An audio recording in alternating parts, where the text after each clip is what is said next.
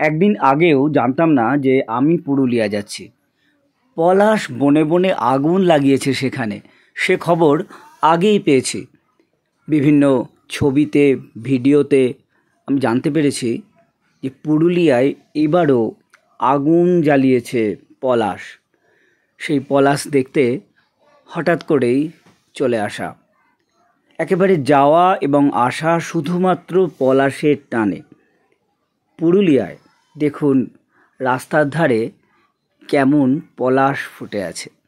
এই আমাদের গাড়িটা আমার নয়, ডক্টর যতন রায়চৌধুরী, সঙ্গীতা রায়চৌধুরী, তাঁদের গাড়ি।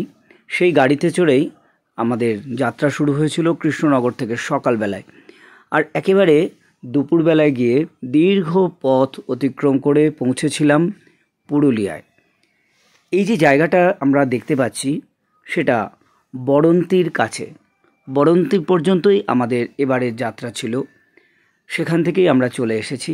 দেখুন, যারা পুরুলিয়া গেছেন পলাশের সময় তারা জানেন যে এর আকর্ষণ কতটা অলঙ্ঘনীয়, আর যারা জাননি তাদের জন্যে এই ভিডিওটি আমি করেছি, যে দূর থেকেও যেন মানুষ দর্শন হয়। কেমন পলাশ ফুটে থাকে, যেন অন্য গাছই নেই, সবই যেন পলাশ। এই পর্ণমোচী বৃক্ষটি একেবারে মন কেড়ে নিয়েছে। ফুল ছড়িয়ে রয়েছে গাছের নিচে, পাতার সঙ্গে গলাগলি করে, আর আকাশের ক্যানভাসে যেন আঁকা রয়েছে আগুনের ফুলকি। টিয়া পাখির ঠোঁটের মতো ফুলগুলো। দূর থেকে কি সুন্দরই না লাগে, আর কাছ থেকে হাতে নিয়ে দেখলে অপূর্ব। দূরে দেখুন সুন্দর সুন্দর সব টিলা দেখা যাচ্ছে, তাকে ব্যাকগ্রাউন্ড করে এই পলাশের ছবি।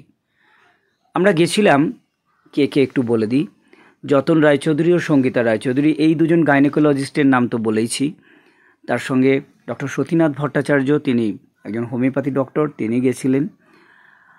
শুভঙ্কর ব্যানার্জি, তিনি একজন স্বেচ্ছাসেবী সংগঠনের সঙ্গে জড়িয়ে রয়েছেন, একজন খুবই গুণী মানুষ, তিনিও গেছিলেন আমাদের সঙ্গে।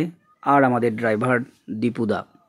কি অসাধারণ! আমরা রুপটপ খুলে এই ছবিটি তুলেছি। ডক্টর রায়চৌধুরী 360 ক্যামেরায় তুলেছেন, আর আমি তার পাশে দাঁড়িয়ে তুলেছি।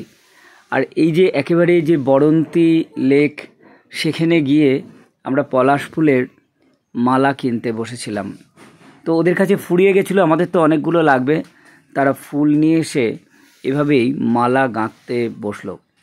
যদিও লেখা আছে ফুল ছিঁড়বেন না, কিন্তু এরা দেখলাম সেই ফুল নিয়ে এসেছে।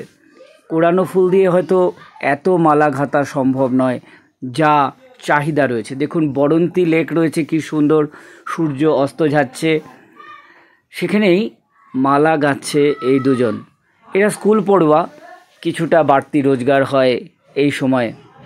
তো সেটা দেখে দেখুন, আমরা সরস্বতী পুজোর সময় যে অংশটা পাই, একেবারে সেই কালো কালো অংশ, কুঁড়ি কুঁড়ি ভাব, সেটা কিন্তু ছুঁড়েই ফেলে দিল এরা দূরে।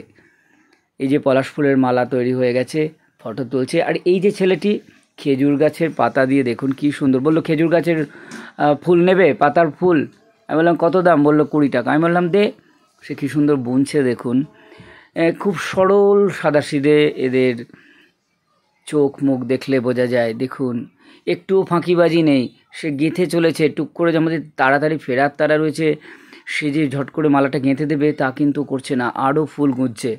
আমরাই বরঞ্চ বলছি যে দিয়ে দে, আর দরকার নেই, আমাদের ফিরতে হবে অনেক দূর। তারপরে তাদের কাছ থেকে মালা নিলাম, কিছু ঝুড়ো ফুল নিলাম। এই যে বড়ন্তি লেক, তার সূর্যাস্তর শোভা তো অতুলনীয়। আপনারা যদি যান তাহলে অবশ্যই দেখবেন, খুব ভালো লাগবে। আমরা এই সূর্যাস্ত দেখেই কিন্তু ফিরে এসেছি কৃষ্ণনগরে, সে আবার দীর্ঘ পথ অতিক্রম করে। আমরা বেরিয়েছিলাম সকাল 9টার সময়, আর ফিরেছি প্রায় রাত্রির 11টা। চোখে দেখার সঙ্গে ছবিতে দেখার পার্থক্য আকাশ পাতাল। তবু আমার মনে একটা তো তৃপ্তি রইল যে আপনাদের সঙ্গে কিছুটা শেয়ার করতে পারলাম।